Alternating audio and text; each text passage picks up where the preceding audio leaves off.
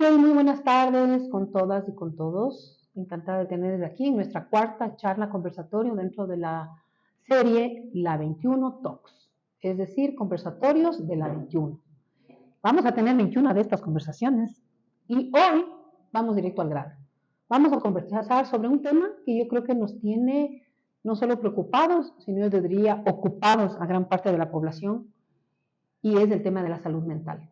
¿Y qué es lo que nosotros, la pregunta que nos hacemos y el título que le hemos puesto a esta conversación es qué podemos hacer nosotros para cuidar nuestra salud mental y la salud mental de quienes nos rodean? Así que el día de hoy tenemos a Paola Erazo, psicóloga clínica con enfoque humanista. Ella les va a contar un poquito más de ella. Es una persona extraordinaria. Nos conocemos de hace algunos años que hemos venido trabajando justamente los temas de violencia de género. Recordemos que hace 2 días nomás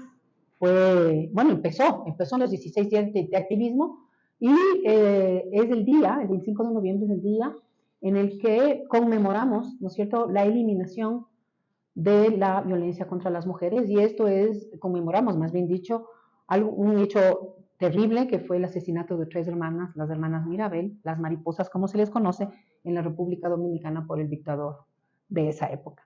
Así que bueno, sin más, Paola, muy buenas tardes. Contenta de tenerte. Sara, por la invitación. Hablar de este tema súper importante que es el tema de la salud mental, ¿no? Más en los tiempos, y vemos cómo nos aqueja justamente la falta de salud mental en este momento. Como dijo María Sara, yo soy psicóloga clínica, soy especializada en psicología transpersonal, en psicotraumatología también y en medicina psicosistémica, porque desde mi mirada la salud mental tiene que tener un enfoque súper integrador, ¿no? A veces pensamos que la salud mental tiene que ver solamente con un estado de nuestros pensamientos, de nuestra mente, pero no nos damos cuenta que al ser seres integrales, esta salud mental, si no gozamos de salud mental, si nuestro estado mental no es el óptimo, va a afectar también a la postre la parte física también. Entonces vamos a tener un ser completamente enfermo en muchos sentidos si es que no atendemos esto. Nosotros lamentablemente vamos viendo cómo a lo largo de la historia lo menos atendido en nuestros países es la salud mental, ¿no? Es como que recién un poco en pandemia empezaron a ponerle un poquito de atención, y lo peor es que todavía no nos estamos dando cuenta ni siquiera de las secuelas de la pandemia en cuanto a la salud mental, y vamos viviendo otro tipo de situaciones también a nivel de país que van afectando mucho más y que van agudizando eso de lo que ni siquiera hemos salido todavía. Dentro de la psicotraumatología, nosotros decimos que recién vamos a ver los efectos de un trauma a los 4 años de haberlo vivido, ¿no? Entonces, si nosotros estamos viéndolo de esa manera, 2020 tuvimos la pandemia, recién en este año empezamos a ver los primeros efectos. Pero como les digo, la gente no ha empezado a salir de esos efectos o a empezar a entender qué les ha pasado con el tema que tuvimos que vivir en pandemia. Y ahora nosotros a nivel de Ecuador ya estamos viviendo otro tipo de situaciones que también están agudizando y afectando esa salud mental que ya estaba muy deteriorada, como en este momento son los cortes de energía, ¿no? Que muchas veces nosotros pensamos que desde ciertos lugares, sobre todo privilegiados, edificios con generadores y demás, hay gente que no siente tanto, pero no podemos pensar solamente desde ese lugar privilegiado, sino tenemos que pensar en toda la población, y pasarte 8 a 12 horas sin luz, sin energía eléctrica, es algo que está afectando muchísimo la salud mental. ¿Desde dónde vienen las afectaciones dentro de estas situaciones? Básicamente desde una situación cerebral, ¿no es cierto? Cuando nosotros estamos frente a fenómenos como hay una enfermedad que nos puede afectar y nos podemos morir, o hay ciertas situaciones como los cortes de energía, lo que hace nuestro cerebro en ese momento es ponerse en un estado de emergencia, literalmente. Instintivamente nuestro cerebro usa el estado de emergencia, o usaba primeramente el estado de emergencia cuando los hombres tenían que salir a cazar y veían la fiera que venía y que podía matarlas y devorarlas. Entonces su cerebro activaba una zona del cerebro que se llama amígdala cerebelosa, y que lo que hace es botar mucha adrenalina, mandar el estado de alerta al resto del cuerpo para que el cerebro inmediatamente haga con el cuerpo 3 tipos de acciones. La primera es lucha, la segunda es huida, o la tercera es parálisis, ¿no es cierto? Son los 3 escenarios que nosotros podemos tener cuando estamos en un estado de emergencia, ¿no? Por eso es que ustedes ven hasta en los animalitos, muchas veces cuando ven un depredador se hacen los muertos, ¿no? Y es para no llamar tanto la atención y en ese momento poder sobrevivir a la situación. O a su vez van a luchar o van a huir, dependiendo de qué posibilidades tengan de sobrevivir con estas tres acciones. Este cerebro instintivo sigue estando en nosotros, ¿ya? El tema es que ahora de pronto pasamos 8 horas en estado de emergencia, nos llueve, hay sequía, nos cortan la luz y nuestro cerebro empieza a decir, a ver, luchamos, huimos o nos paralizamos, nos hacemos los muertos, ¿qué vamos a hacer? ¿No? Y el cerebro empieza a detonar todo esto, a mandar cortisol, a mandar adrenalina en nuestro cuerpo, generando muchísimo malestar. Pero claro, no tenemos la fiera frente a nosotros y el cerebro dice, bueno, ¿y de qué estoy huyendo? No entiendo de qué huyo, no entiendo de qué tengo que defenderme o frente a qué tengo que sobrevivir, pero sin embargo mi cerebro sigue activándose. Esto se llama un estado de supervivencia. Cuando el ser humano pasa por mucho tiempo en un estado de supervivencia, como les decía, lo que pasa es que estás agregando tanta adrenalina y tanto cortisol que a la postre estas sustancias igual están dañando los órganos de su cuerpo. Igual va a haber una afectación física en la persona porque no está en un estado de bienestar, porque no está en un estado de alineación, ¿no? Entonces, cuando nos enfrentamos a tantas decisiones que se toman por situaciones del país, sin tomar en cuenta la salud mental de la gente, vamos a empezar a ver este tipo de fenómenos. Yo le decía a María Sara hace unas semanas, lamentablemente yo creo que va a ser el diciembre que probablemente tengamos un mayor porcentaje de suicidios. Como ustedes saben, diciembre es el mes de mayor porcentaje de suicidios, porque ya es un mes que conlleva muchísimos estados emocionales que a veces las personas no saben manejar, ¿no es cierto? El mismo tema de compartir con la familia, que a unos les agradan, a otros no. El mismo hecho de a veces no tener familia con qué compartir, ya trae estados emocionales muy, muy difíciles de manejar, ¿no? Sumado a todo esto que nos está pasando, va a haber una incidencia muy fuerte, lamentablemente, de suicidios. Y mientras nosotros no veamos la importancia de trabajar también desde política pública, real, en estos temas, no vamos a poder empezar a tener una población más sana, ¿no? Y esto es un problema. Yo estaba leyendo justamente la ley que tenemos de salud mental y escuchaba también algunas entrevistas que se están haciendo acerca del tema, donde además es una ley que se contrapone con el tema de la Constitución, ¿no? Porque la Constitución plantea que cualquier persona con trastornos o desórdenes mentales tiene que ser intervenida por el Estado. Pero resulta que la ley dice que, por ejemplo, en las personas que tienen algún tipo de adicción, tú no puedes obligarle a que tenga un tratamiento. Entonces, ¿de qué hablamos? ¿No es cierto? Si estamos yendo contra la Constitución, que ya nos dice que el Estado sí tiene que intervenir en estos casos, y una ley que dice que no le puedes obligar a la persona a entrar en un tratamiento si es que no quiere, ¿no? Totalmente contrapuesta además a lo que los que trabajamos en salud mental sabemos, que una persona, por ejemplo, con un trastorno de adicción, nunca va a aceptar tener un tratamiento. ¿Cierto? Porque su condición, su alteración cerebral por el consumo de la sustancia que consuma, hace que la persona evidentemente no sea capaz de tomar una decisión sobre la salud que necesita.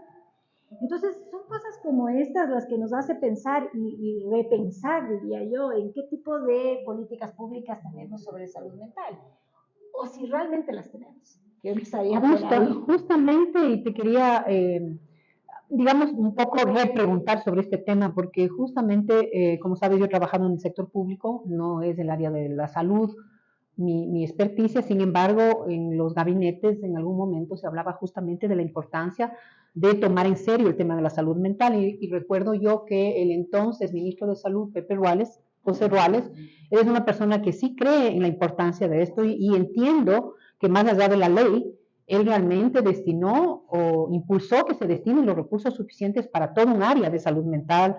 Entiendo además que se contrataron profesionales especializados en la temática, y evidentemente yo quería saber si eso ha tenido alguna incidencia. Esa sería una pregunta. Por otro lado, tú nos acabas de decir que recién vamos a empezar a sentir el tema de la salud mental, digamos, de la pandemia ahora, ¿no es cierto? Recién en el 2024.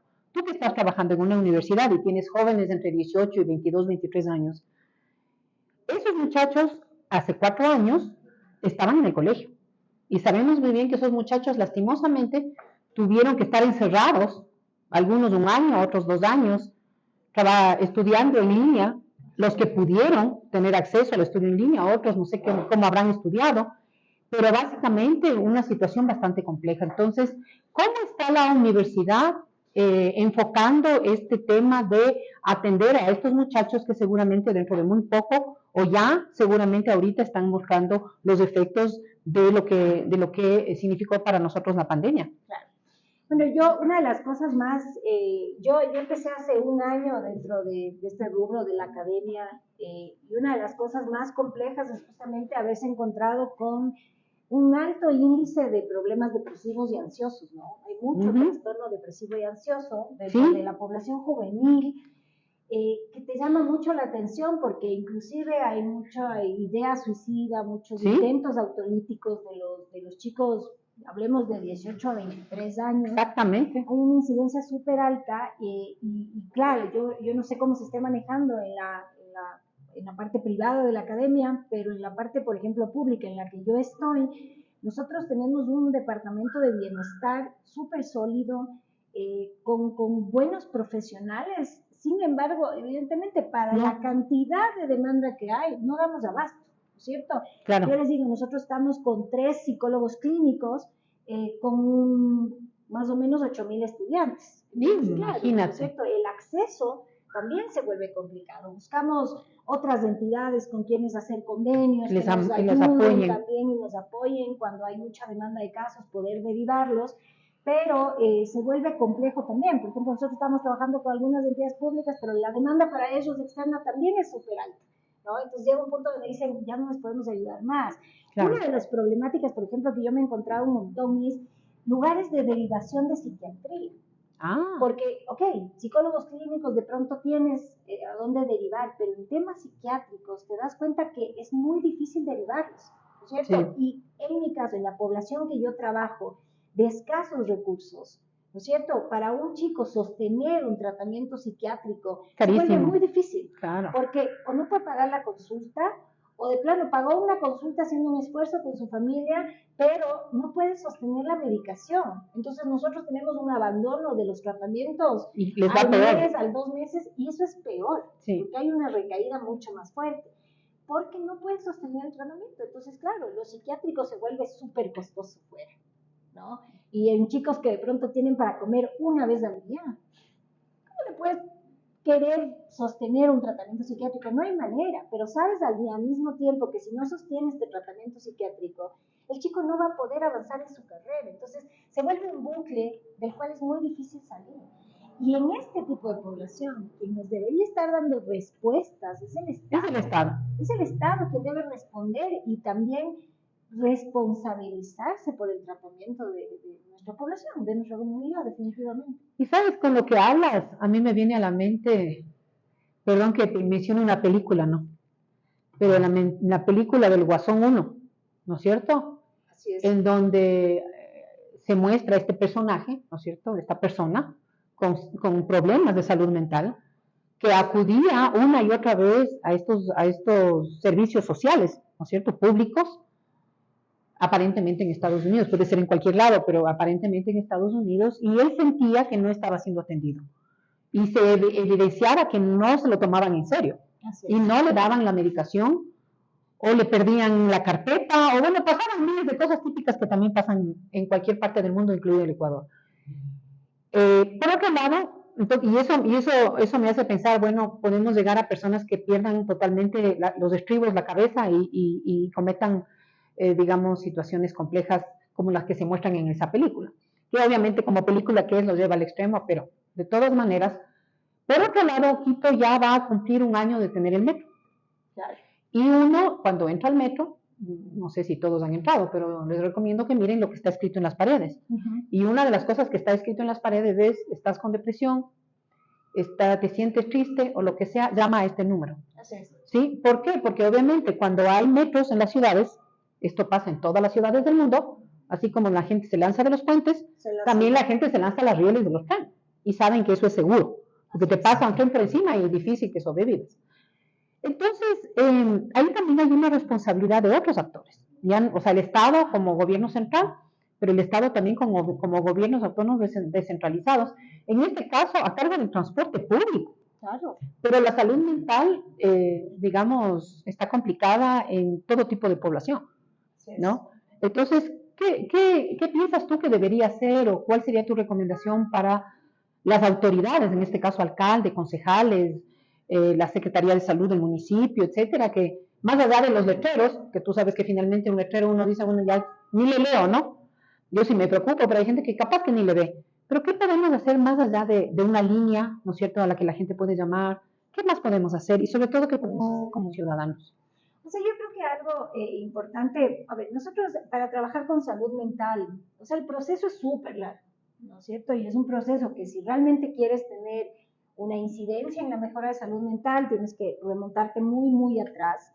En el tema de cuando hemos escuchado desde siempre, ¿no? Es que la familia es el núcleo, o sea, realmente Sí, es la base, ¿no? No es que es solamente un cliché, sino que desde esa primera infancia, si no cuidamos la primera infancia, tenemos las personas con trastorno futuro, ¿no es cierto? Y en toda la población. Yo siempre cuando hablo de mí, yo digo, si mi infancia se hubiera cuidado de otra manera, yo no tendría un trastorno de ansiedad como lo tengo ahora en mi vida adulta, ¿no? Porque, y hay cosas muy sutiles de desconocimiento de los padres que obviamente no con mala intención, ningún padre, pero que pasa por alto. Y al pasar por alto, ya empieza a dejar la semillita de esa depresión, de esa ansiedad a futuro, ¿cierto? Entonces, hay que educar a la población en eso, ¿cierto? El tener un niño pequeño en casa es una responsabilidad grandísima, porque si lo hiciéramos bien desde ahí, ya estaríamos cuidando de esa salud mental del futuro, ¿no es cierto? Los 7 primeros años de vida vitales. Entonces, ¿por qué no educar a la población en eso? Educar a la población en cómo cuidar la salud mental de los niños dentro de los hogares, educar y enseñarle qué cosas alteran. O sea, yo siempre doy el ejemplo de algo súper básico que todos, me imagino yo, vimos en algún momento, ¿no? Ese papá que en el centro comercial se estaba riendo en una esquina escondiéndose del niño, ¿no? Y el niño desesperado empezaba a buscar dónde está el papá, ¿no? Y nos resultaba chistosísimo en cierto momento de la vida ese tema. Eso resquebrajó ese cerebro del niño, ¿no es cierto? Imagínate. Eso genera una herida de abandono, una herida de peligro de la que recuperarse no es fácil. Esa maestra que el primer día de guardería le decía a la mamita, no se preocupe, verá, cuando el guagua se dé la vuelta, usted se va, ¿no? Como que era un buen consejo para que el niño dejara de llorar luego que ya no estaba la mamá. Eso es un error. Entonces necesitamos que los padres sean conscientes, los educadores sean conscientes de estas cosas que parecen muy pequeñitas y que un cerebro adulto ya dice, bueno, no es para tanto. No, el cerebro del niño sí. El cerebro del niño genera una huella que luego no puede recuperarlo tan fácilmente. Y muchos de nosotros que estamos acá tenemos esos traumas acumulados y ahora en la vida adulta obviamente actuamos desde el trauma. Unos más librados que otros desde cierta perspectiva, pero a la final todos traumados. Y esto es otra cosa importante todos también. Traumados. Cuando yo escucho muchas veces cuando nosotros hablamos, dicen, no, pero no todos tenemos traumas. No, lamentablemente somos producto de sociedades traumatizadas. Nuestra sociedad es traumatizada. Entonces, sí. ¿Cómo podemos pensar que vamos a tener, idealmente, ¿no es cierto? Esperemos que en 20 años podamos ver esta diferencia, sí, pero a ver, ¿quiénes son los hijos que van a estar ahí en 20 años? Los mismos que estamos en la sociedad del trauma. Entonces, para cambiar, tenemos que empezar a cambiar como sociedad el trauma, generar no traumas. Simbólicamente, nuestros gobiernos son el símbolo del padre. Ay, madre mía. ¿Cierto? Por eso es tan complejo. Hay una cosa que a mí me encanta y es, cuando yo estudié psicología política, empecé a entender lo siguiente, ¿no es cierto? Las votaciones no se ganan en las urnas, se ganan en el cerebro del votante.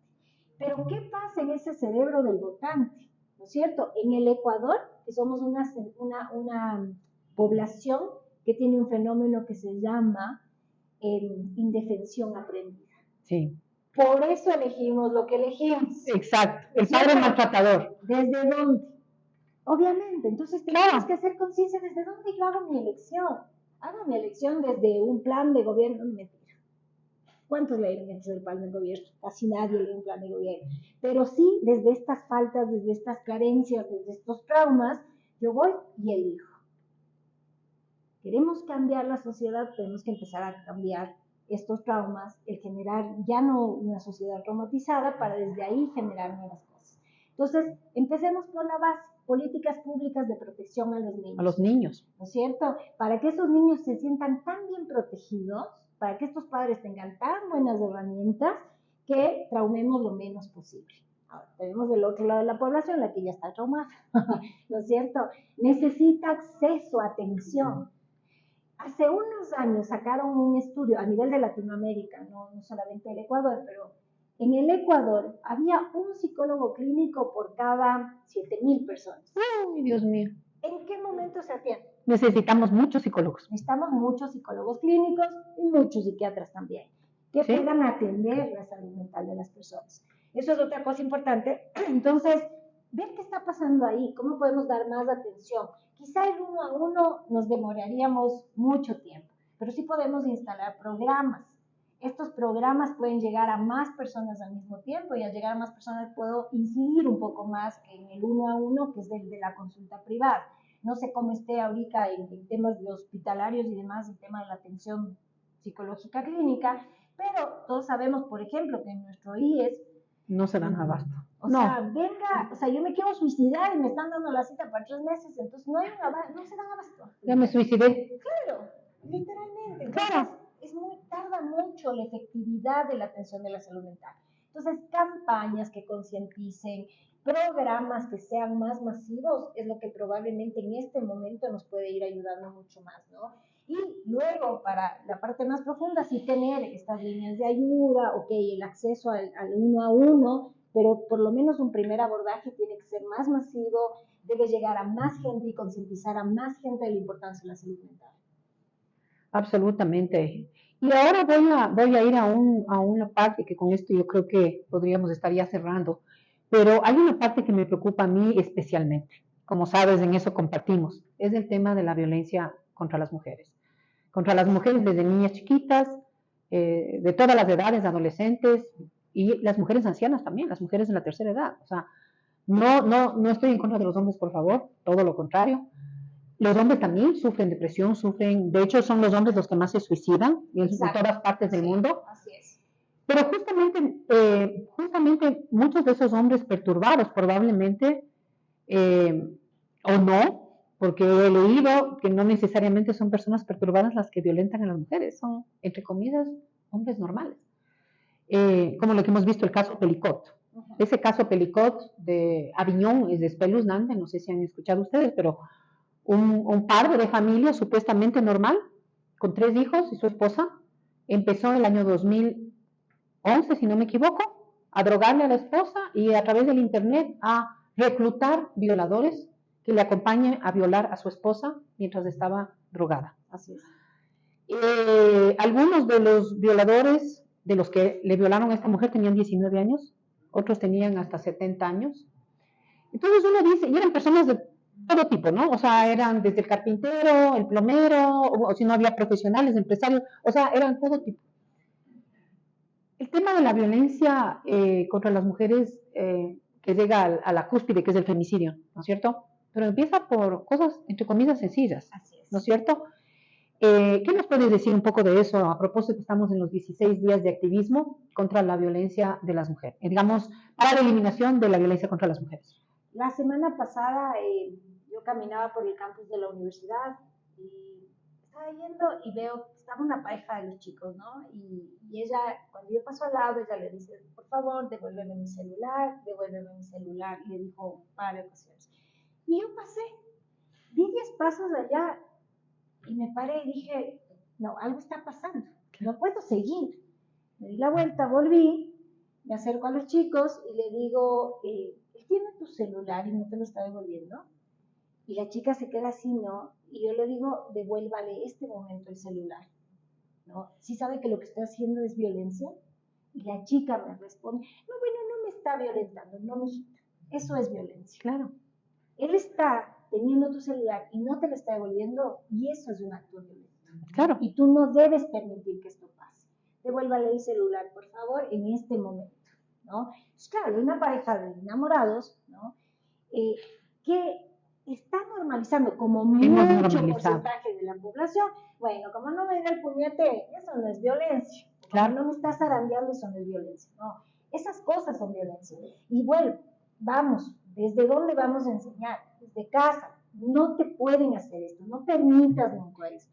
O también siendo nosotros actores, cuando yo me estaba yendo, luego dije, no, yo escuché, no puedo permitir esto. Además, desde mi rol que además cumplo en la universidad, entonces me volví y le dije, bueno, ¿quién es el chico? ¿Quién es usted? Soy la directora de bienestar aquí. Devuélvale este rato el celular, ¿no? Y si no, tomo el nombre y nos vamos a comisión sustanciadora, porque estas son faltas de disciplinas y sanciones que no pueden darse, por lo menos dentro del campus no lo vamos a permitir.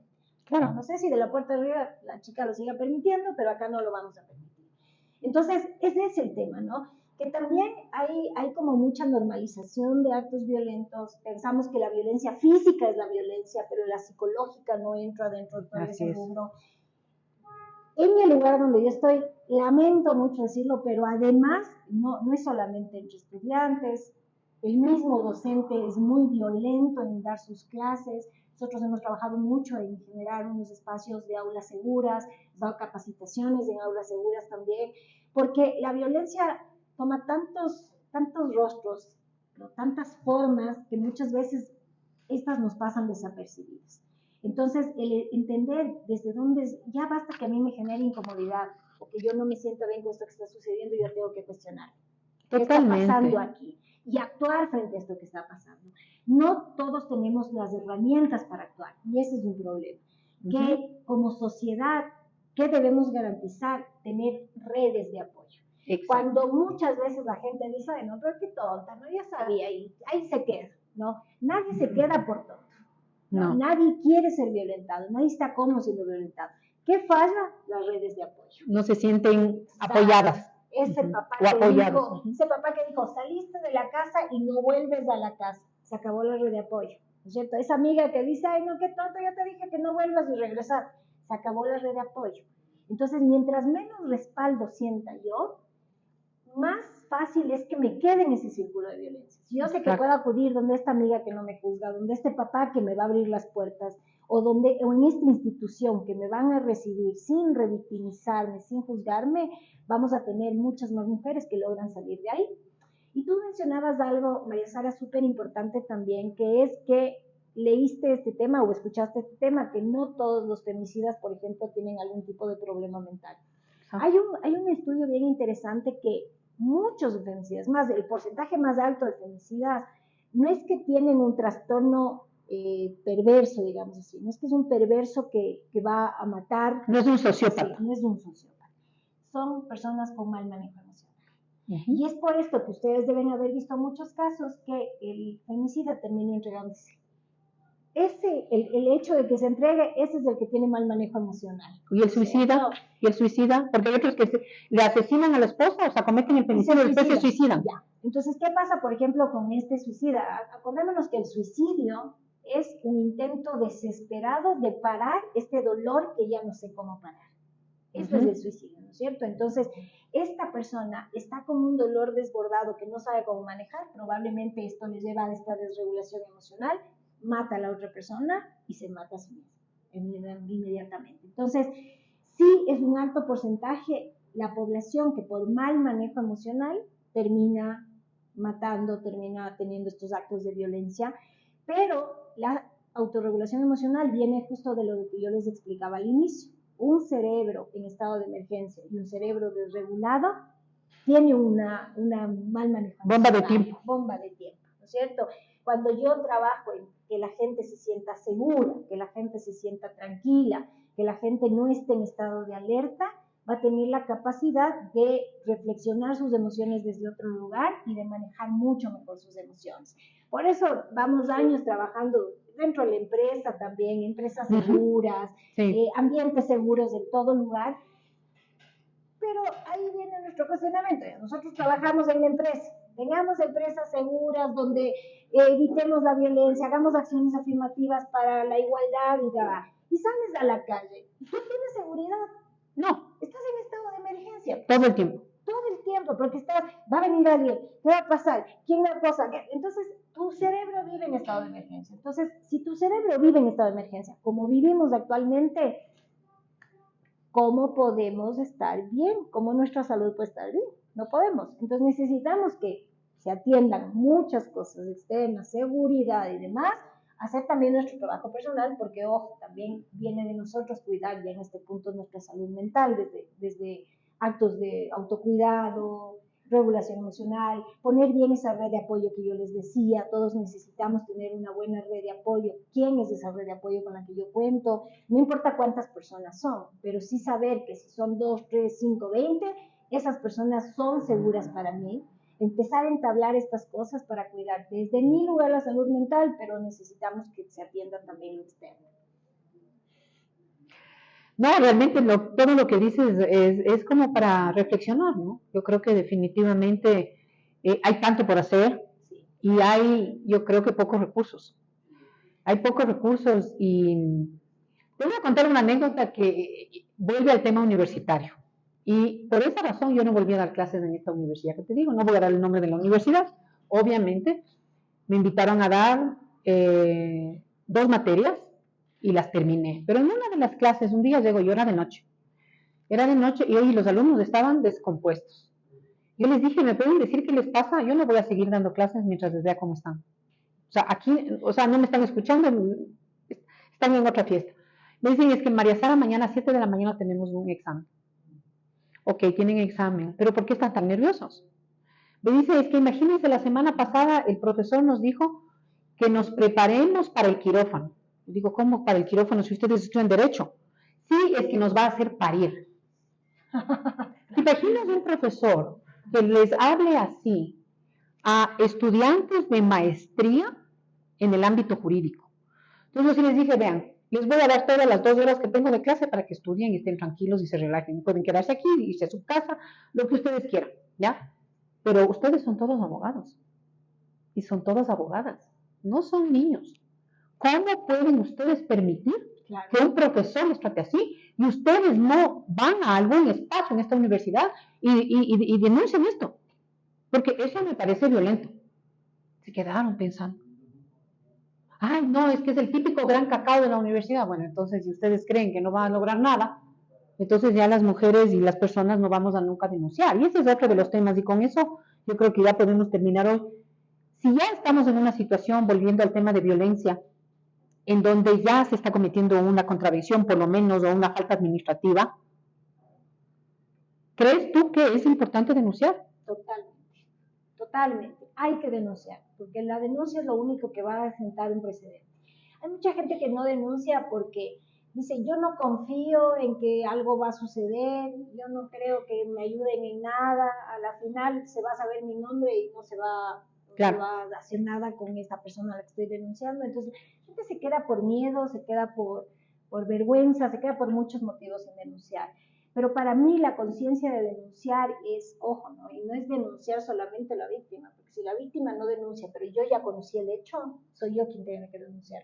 Entonces, quien sabe del hecho también debe denunciar. Tiene la obligación de denunciar, ¿no es cierto? Por eso, por ejemplo, cuando yo trabajo con la gente, hay muchas veces llega un estudiante y dice, vengo a denunciar un tema de violencia. Entonces ya mi equipo, y como ya sabe, dice, perfecto, espérenme un ratito, no me cuente nada, ya le van a atender, ¿no es cierto? Porque, claro, tienen que ser derivados a la persona que les va a acompañar en la denuncia, porque si ya igual regó ahí y no denuncia a la persona porque le da miedo, nosotros tenemos la obligación de denunciar. Claro. Ya conocemos del hecho. Si nos quedamos con esto, somos cómplices. O sea, que en tal caso yo debía haber denunciado lo de este profesor. Sí, en este caso, por ejemplo, o sea, claro, habría que hacer un hilo conductor, tú sabes, como abogada, que nomás estaba pasando, si hay más cosas y demás cosas. Claro. ¿No? Si fue como un evento muy puntual, sí. Sobre ese evento aislado, que yo tuve que trabajar sobre uno, este profesor ponía Carmina Burana, la canción de Apocalipsis, en el examen. Dios mío, pobres. Entonces, apenas nos enteramos y nos venga, por favor, tenemos que hablar del hecho, ¿no? Entonces, es para amenizar un poco. No, esto no ameniza. No. Si ameniza, ponga Mozart. Exacto. Pero no Carmina Burana. No, esto no ameniza. Claro. Esto genera terror. Claro. ¿Cierto? Claro. Entonces, ¿qué está haciendo? No me ponga eso, por favor. Si vuelvo a saber, esto se va a la comisión de sanciones. ¿No? Interesante. Entonces, ese rato paró la situación, porque obviamente tenía que parar. Pero el tema es, que yo siempre les digo a las personas que llegan, denuncie, si no es por usted, por los que van a venir. Claro. Porque el tema no para aquí. No, pues el violentador sigue violentando una y otra vez. Sigue violentando, no va a parar con usted, no va a parar aquí, va a seguir. Entonces, no es una responsabilidad solo conmigo, sino es una responsabilidad con todos. No podemos obligar a nadie a denunciar. Lo que nosotros hacemos, por ejemplo, y lo que se debería hacer es dar un acompañamiento a esta persona hasta que se sienta lista para poder denunciar. En casos de violación, por ejemplo, muchas veces no están para denunciar en el momento. Nosotros hemos tenido casos donde les hemos acompañado un año entero, con todo, con las otras cosas, psicología clínica, trabajo social, acompañamos a la víctima y luego de un año, me acuerdo un caso claro que vino la chica y dijo, estoy lista. Qué bueno. Perfecto, te acompañamos, vamos a hacer la denuncia. A la fiscalía y todo lo demás. Y con abogados. A valerse de Defensoría del Pueblo para que hagan el seguimiento. La Defensoría del Pueblo está para eso también, ¿no? Y Defensoría Pública también, para darles los abogados. Entonces, ve todo, no claudicar, vemos cosas que a veces nos parecen injustas, vemos, lamentablemente hay que decirlo, o sea, jueces que dan fallos que uno no entiende cómo, si está todo ahí, pero la idea es no parar, aunque es desgastante, pero seguir y seguir y seguir, y los que estamos externos generar un tan buen apoyo que acompañemos a la persona para que no se nos quede en el camino. Perfecto, mi querida Paola. Bueno, entonces ahora sí, un último mensaje para las personas que nos están escuchando, a las personas que están aquí, los que van a ver este video que va a ser subido a la plataforma de YouTube, al canal de YouTube. ¿Qué mensaje puedes mandar a la ciudadanía en general sobre, digamos, un mensaje positivo dentro de esta situación que ya sabemos que es compleja, pero que es necesario que tomemos acciones, que no nos quedemos todos sentados escuchando o mirando lo que sucede, sino que realmente tomemos acción? Yo les decía en algún momento, venimos de una sociedad de trauma y todos tenemos trauma y eso puede sonar como súper desalentador, ¿no? Entonces ya estoy traumado, entonces ya qué. Pero en realidad la buena noticia ahí es que todos podemos reconstruir ese trauma, ¿no? Y podemos trabajar en este trauma, pero obviamente hay que trabajar, ¿no es cierto? Esta idea de que el tiempo lo cura todo, que tenemos cuando nosotros pensamos en episodios duros de nuestra vida, a veces decimos, bueno, el tiempo lo cura todo. A la final ya pasó cuando era un niño y ahora ya soy un adulto. Hay algo que entender importante. El tiempo no cura nada si tú no lo trabajas, ¿no es cierto? El inconsciente es asincrónico, es decir, no tiene tiempo. Y el trauma que fue a los 5 años y ahora tienes 50 y no lo trabajaste, queda intacto. Sigues estando con el trauma. Entonces, esa posibilidad de volver ahí, de trabajarlo, de resignificar esa parte de la historia y de sanar ese trauma es lo que nos va a ayudar a estar mejor. Entonces, ¿se puede hacer? ¿Se puede sanar el trauma? Por supuesto que sí. ¿Podemos empezar ahora, de ahora en adelante, a tener una mejor salud mental? Sí. Pero sí tenemos que autorresponsabilizarnos en este punto. Sí, todos esperamos políticas públicas que interfieran en esto y que nos den una mejor salud mental, sí. Pero también tenemos una responsabilidad, una autorresponsabilidad de escoger nuestra salud mental y decir, ¿qué necesito yo ahora? ¿No es cierto? ¿Cómo voy a solucionar esto? ¿Cómo voy a trabajar esto? Empezar a buscar desde qué lugar, empezar a buscar instituciones que te puedan dar apoyo, sean privadas o sean públicas, lo que necesites, hasta que tú puedas sentir que tu salud mental está siendo atendida. No nos despreocupemos. En el cuerpo es fácil, porque nos duele esto, entonces es tan obvio que me duele esto, que tengo que ir a que el doctor me lo vea. En la mente, muchas veces, y en el alma, a veces dejamos años de estar eso ahí porque pensamos que no es tan insoportable. Pero luego vienen soluciones del mismo cerebro súper fuertes a esto, como por ejemplo el suicidio, para parar ese dolor. Entonces ese dolor podemos pararlo antes, sí, nosotros, con las herramientas que tenemos, buscando ayuda de profesionales de salud mental que sean los que nos acompañen a sanar eso. Así que yo les diría a todos, no dejen esas cosas no resueltas ahí, como que no pasa nada. Sí pasa algo y es mejor que lo atendamos ahora. Busquemos ayuda. Busquemos ayuda, 100%. Bueno, por último, yo creo que algo que me quedó sonando ahí de lo que tú dijiste, yo creo que tenemos que multiplicar el número de psicólogos clínicos en el país, porque si no tenemos suficientes psicólogos clínicos que atiendan a la cantidad de personas que requieren, pero, ¿no? Sí, no sé, multiplicar escuelas. Acuérdate que hace no sé cuánto tiempo, pero se quitó la especialización. ¿Sí? Las universidades, se pusieron psicólogos generales. Claro. Sí, con un pro de que vayan y busquen la maestría, pero toditos se hacen psicólogos industriales. y si se quedan en generales, de pronto no tienen la expertise como para estar atendiendo salud mental. Entonces Exacto. necesitamos que promovamos, sí, más psicólogos clínicos que puedan atender salud mental de la población. Totalmente. Bueno, pues muchísimas gracias. Creo que ha estado muy interesante este conversatorio, hemos aprendido mucho. Yo creo que el mensaje es positivo. Vamos a cuidar todos nuestra salud mental, vamos a atender nuestros traumas que todos tenemos. Yo estoy segura por ahí que tengo unos traumas desde los 4 o 5 años que no he resuelto y que creo que es importante hacerlo, así que después de esto conversamos. Listo. Muchísimas gracias, ha sido un placer tenerlos hoy aquí y bueno, el día sábado tenemos otro conversatorio, este es por Zoom, y el siguiente va a ser sobre cuáles son los desafíos que tienen los emprendedores en el Ecuador de hoy. Gracias, gracias Paola. María Sara. Un gusto haber estado aquí.